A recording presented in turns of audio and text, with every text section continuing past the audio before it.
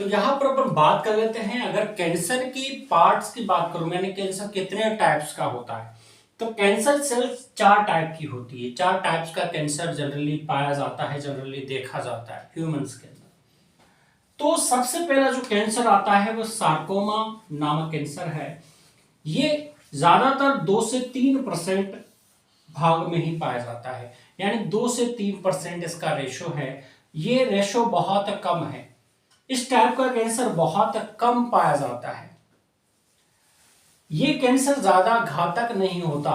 वह घातक इसलिए नहीं होता क्योंकि ये ज्यादातर बाहरी परतों में, यानी शरीर के बाहरी जो परतें हैं, जो यहाँ पर जो स्किन है इसके जस्ट नीचे वाले लेयर में यह डेवलप होती है ट्यूमर।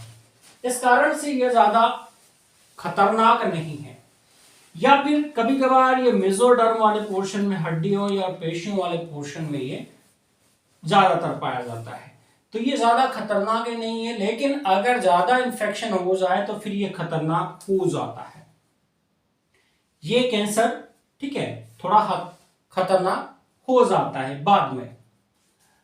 दूसरे टाइप्स की अगर मैं बात करूं तो दूसरा टाइप आता है कैंसर का ल्यूकेमियास। दूसरा टाइप आता है ल्यूकेमियास। और ल्यूकेमियास ये 3 से 4% पार्ट इसका पाया जाता है, यानी 3 से 4% ये घातक होता है और 3 से 4% पार्ट कैंसर का ये रखता है। और ये सबसे ज्यादा मानव के जो रक्त है, इस रक्त में ये ज्यादा देखने को मिलता है। इसमें क्या हो जाता है कि जो रक्त कोशिकाएं होती है उनमें अचानक से क्या हो जाती है, वृद्धि हो जाती है।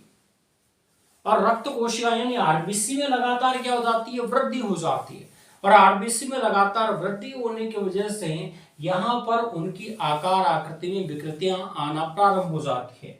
और विकृतियां आने की वजह से वहां पर ये कैंसर, इस टाइप का कैंसर देखने को मिलता है। जब तो कहते हैं ना किसी को ब्लड कैंसर है, कि उसको ब्लड कैंसर है, तो ब्लड कैंसर का मतलब यहां पर ये है कि उसको किस टाइप का कैंसर है, ल्यूकेमियास प्रकार का कैंसर है। तो ये भी ज्यादा घातक नहीं होता, इसका भी प्रॉपर इलाज हो जाता है। लेकिन अगर कंडीशन ज्यादा बिगड़ जाए तो फिर इलाज थोड़ा सा मुश्किल हो जाता है। तो ये शुरुआती रूप से अगर इनको पहचान लिया जाए तो ये इस टाइप के कैंसर जल्दी कवर हो जाते हैं और ठीक भी हो जाते हैं। तो इस टाइप के जो कैंसर है वो ज्यादातर ठीक हो जाते हैं। और उसके बाद में आ जाता है सबसे जो जनरली सबसे ज्यादा जो कैंसर मिलता है पूरे विश्व के अंदर, वो मिलता है कार्सिनोमा टाइप्स का।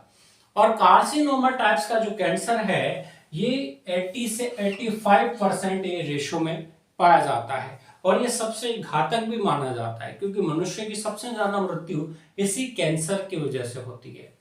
क्योंकि क्या हो जाता है कि जब ट्यूमर होता है वह आंतरिक अंगों में जब डेवलप होता है, जैसे मान के चलो कि आपके शरीर है, शरीर के अंदर जो ब्रेन है इसके अंदर अगर ट्यूमर बना, ब्रेन की जो आंतरिक संरचना होती है अगर वहां पर ट्यूमर बना तो वह लगातार क्या करेगा कि जैसे आपका ब्रेन है, जैसे यहां पर आपको दिखाता हूं कि ये आपका ब्रेन है।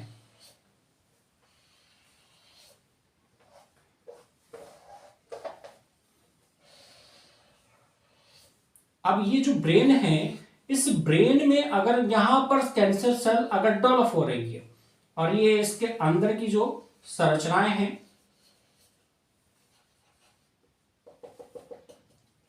अगर यहां पर लगातार कैंसर सेल डेवलप हो रही है, अब यहां पर जो सेल्स है ये ट्यूमर जनरेट करेगी। और ट्यूमर जनरेट करेगी तो इसकी अगर आकार आकृति अगर बढ़ रही है, अगर इसकी लगातार वृद्धि हो रही है, तो ये क्या करेगी कि यहां पर जो उपस्थित जो न्यूरॉन्स हैं उनके ऊपर प्रेशर जनरेट करेगी। प्रेशर लगेगा, दबाव लगेगा, क्योंकि लगातार उसकी आकार आकृति बढ़ रही है। जब दबाव पड़ता है तो न्यूरॉन्स में क्या हो जाते हैं कि जो कनेक्शन है, जो ब्रेन जो न्यूरॉन है उनमें लगातार इलेक्ट्रॉन का फ्लो होता है। जब न्यूरॉन एक दूसरे से टकराएंगे तो कहीं न कहीं जो ब्रेन अटैक है वो हो सकता है। यहां पर चांस क्या हो जाते हैं, ब्रेन अटैक होने के बढ़ जाते हैं। और लगातार उसका सिर दर्द भी करेगा। क्योंकि लगातार दबाव बढ़ रहा है, ट्यूमर का लगातार दबाव बढ़ रहा है। इस कारण से क्या हो जाता है, कभी ऐसे पेशेंट भी क्या हो जाते हैं जिनके अंदर थोड़ा सा ट्यूमर बड़ा हो जाता है ब्रेन के अंदर, वहां पर ब्रेन अटैक होने की चांस बढ़ जाते हैं। और ये सबसे घातक और सबसे खतरनाक कैंसर माना जाता है। क्यों माना जाता है? क्योंकि ब्रेन बहुत ही सेंसिटिव ऑर्गन है, बहुत ही सेंसिटिव है। थोड़ी सी चोट भी इंसान की मृत्यु का कारण बन सकती है। तो बहुत सेंसिटिव पार्ट है ब्रेन। इसी कारण से यहां पर जितने भी मैक्सिमम ऑपरेशन जो होते हैं वो लगभग लगभग ज्यादा सफल नहीं हो पाते। हालांकि सफल भी होते हैं, ऐसा नहीं है नहीं होंगे, लेकिन बहुत सारे केस में पेशेंट की डेथ मतलब उसकी मृत्यु हो जाती है। होने का कारण क्या है? क्योंकि लगातार वहां पर जो न्यूरॉन्स हैं वो डैमेज हो चुके हैं, और न्यूरॉन्स के डैमेज होने की वजह से उनकी वहां पर भरपाई नहीं हो पाती। क्योंकि शरीर का और अंग जो है वो तो अपनी भरपाई लगभग कर लेता है, लेकिन ब्रेन जो न्यूरॉन्स हैं वो अपनी भरपाई नहीं कर पाते। क्योंकि ब्रेन जो स्ट्रक्चर है वो ज्यादा डेवलप सिर्फ जब आप पैदा होगे, जब आप गर्भ में होंगे तब ही डेवलप होती है। यानी ज्यादातर मैक्सिमम जो न्यूरॉन्स का फॉर्मेशन होता है वो कब होता है? जब आप गर्भ अवस्था में होते हैं। उसके बाद में न्यूरॉन्स का फॉर्मेशन बहुत कम होता है, हालांकि उनका मैच्योरेशन हो जाता है, लेकिन यहां पर डैमेज होने के चांस बढ़ जाते हैं और ये सबसे घातक माना जाता है। अगर कैंसर आपके जैसे मान के चलो आंतरिक भागों में है, जैसे लीवर में कैंसर हो जाता है, किसी का लीवर कैंसर हो जाता है, किसका जो यहाँ पर रेस्पिरेटरी सिस्टम है या फिर उसका पाचन तंत्र है, कहीं पर भी अगर आंतरिक भागों में कैंसर हो जाता है तो वहां पर भी थोड़ा सा अगर ज्यादा कैंसर बढ़ जाता है तो वहां पर मृत्यु होने के चांस बढ़ जाते हैं। इसलिए सबसे ज्यादा मात्रा में जो कैंसर पाया जाता है वह कार्सिनोमा टाइप्स का कैंसर पाया जाता है, जो 80 से 85% भाग बनाता है, यानी 70 से 85% ये पाया जाता है लोगों में। और 5% पार्ट लिम्फो 5% पार्ट लिम्फोमास का पाया जाता है। ये जो कैंसर है ये सेकंड नंबर का कैंसर है, ठीक है, क्योंकि ये कैंसर भी थोड़ा घातक होता है और ज्यादातर इस कैंसर की वजह से भी बहुत सारे लोगों की मृत्यु तक हो जाती है। तो इस टाइप के कैंसर भी ज्यादातर जनरली लोगों में देखे गए। तो कुल मिलाकर बात यह है कि जो कैंसर सेल्स है उसका मेन जो फंक्शन है वो क्या हो जाता है, लगातार अनियमित रूप से वृद्धि करना। यानी कोशिकाओं की मुख्य जो बात अगर आपको मैं बताऊं कैंसर होता क्या है, तो कोशिकाओं की लगातार अनियमित वृद्धि होने के कारण वो गांठों में परिवर्तित हो जाती है। कोशिकाओं के झुंड इकट्ठा होकर एक ही जगह पर गांठ बन जाती है और उन्हीं गांठों को ही कैंसर क्या कहते हैं, कैंसर सेल्स के नाम से उसको जाना जाता है। कैंसर की वो गांठें बन जाती है जो आगे चलकर क्या हो जाती है कि धीरे धीरे अपने आकार आकृति बढ़ाती जाती है और दूसरे अंगों को लगातार क्या करती है, डैमेज करती है। और दूसरे अंगों को जब डैमेज करेगी तो शरीर में बहुत सारे बदलाव हो जाते हैं और बदलाव के कारण ही क्या हो जाता है, शरीर की डेथ हो जाती है। अब क्या हो जाता है, यह भी देखा गया है कि जो कैंसर है उसकी वजह से बहुत सारे के बाल भी झड़ने लगते हैं, बहुत सारे, ठीक है, देखा है आपने कि बहुत सारे जिनको कैंसर पेशेंट होते हैं लगातार उनके बाल भी झड़ते हैं और लगातार शरीर मुरझाने लगता है, ऑटोमेटिकली चेहरे की चमक खत्म हो जाती है। वो चमक और बाल इसलिए झड़ते हैं क्योंकि सेल्स, कैंसर सेल्स क्या कर रही है, लगातार म्यूटेशन की वजह से लगातार ग्रोथ कर रही है और ग्रोथ कर रही है तो लगातार शरीर के अंदर जो WBC है लगातार उससे अपने शरीर की सुरक्षा कर रही है। तो उसी जंग में क्या हो जाती है, बहुत सारी सेल्स डैमेज हो जाती है शरीर की, और डैमेज होने की वजह से जो प्रॉपर जो डाइट ले भी रहे हैं अगर अपन, तो वो लगातार क्या हो जाती है, वो डाइट भी उतना वर्क नहीं कर पाती और शरीर में लगातार क्या आ जाती है, कमजोरी आने लगती है।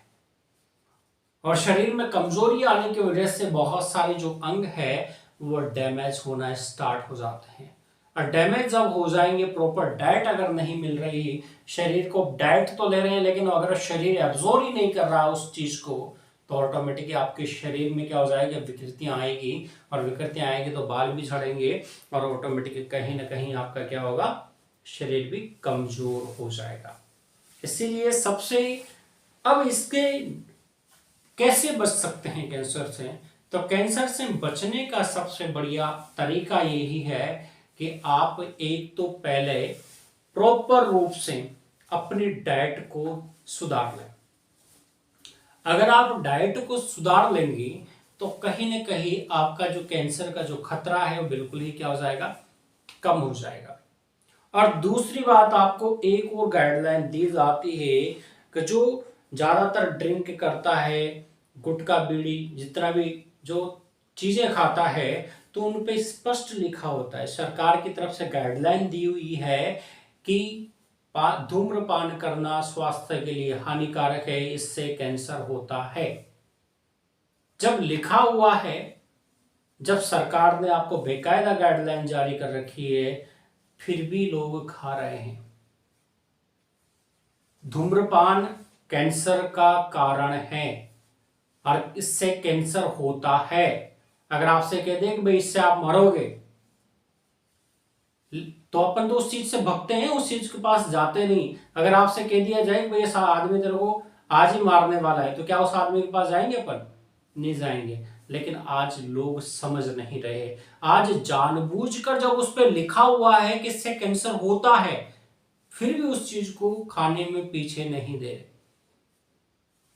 कंपनियां बेकायदा लिखकर एडवाइजरी जारी कर उनको लिखकर बेकायदा उन्होंने दिया है आपको कि भाई इससे कैंसर होता है, तो फिर कंपनियों का फॉल्ट नहीं है, खाने वालों का फॉल्ट है। क्योंकि कंपनी को तो क्या करना है, जिसका मालिक होगा उसको तो भाई मुनाफा मिलेगा, क्योंकि उसने तो कह दिया, साहब ने तो लिख कर दे दिया। अब सामने वाला समझे या ना समझे उसकी टेंशन है। मैंने तो लिखकर बेकायदे बड़े बड़े अक्षरों में, यहां तक कि फोटो भी चिपका कर मैंने दिया है कैंसर का, कि भाई कैंसर पेशेंट का ये हाल होता है। पूरे पूरे जबाड़े सूज जाते हैं, पूरे पूरे जबाड़े बाहर आ जाते हैं, लेकिन फिर भी लोग समझने के लिए तैयार नहीं। तो सबसे बड़ी चीज है कि थोड़ा सा अवेयरनेस रखनी पड़ेगी, अपनी डाइट को सुधारना पड़ेगा और थोड़ा रेडिएशन जोन से बचना पड़ेगा, थोड़ा सा अपने आप को चेंज करना पड़ेगा।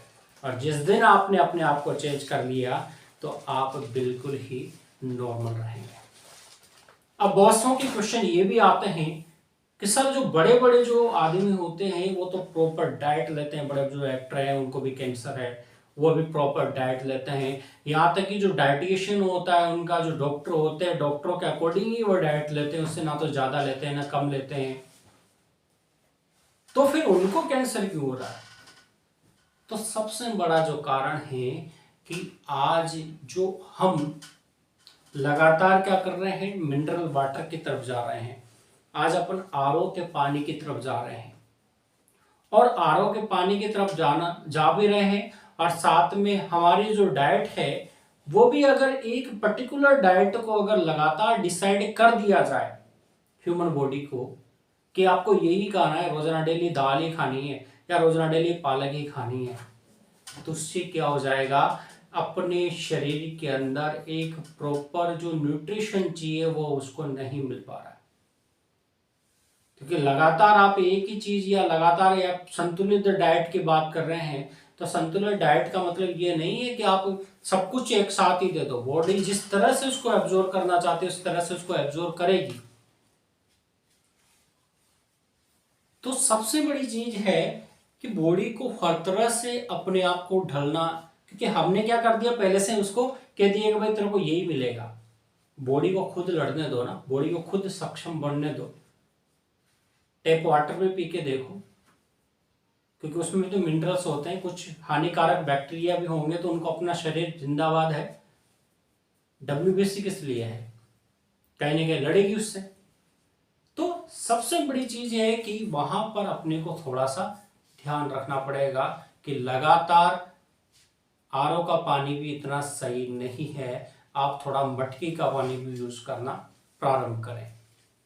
तो सबसे बड़ी चीज है आज के आंसर पे मैं यही बोलूंगा कि जितना भी हो सके अपनी प्रॉपर डाइट पर ध्यान दें, थोड़ा सा एक्सरसाइज करें, और एक्सरसाइज के साथ साथ एक अच्छा एनवायरनमेंट के में आप थोड़ा सा मॉर्निंग वॉक करना स्टार्ट कर दें, तो आपको शायद जिंदगी में कभी भी कैंसर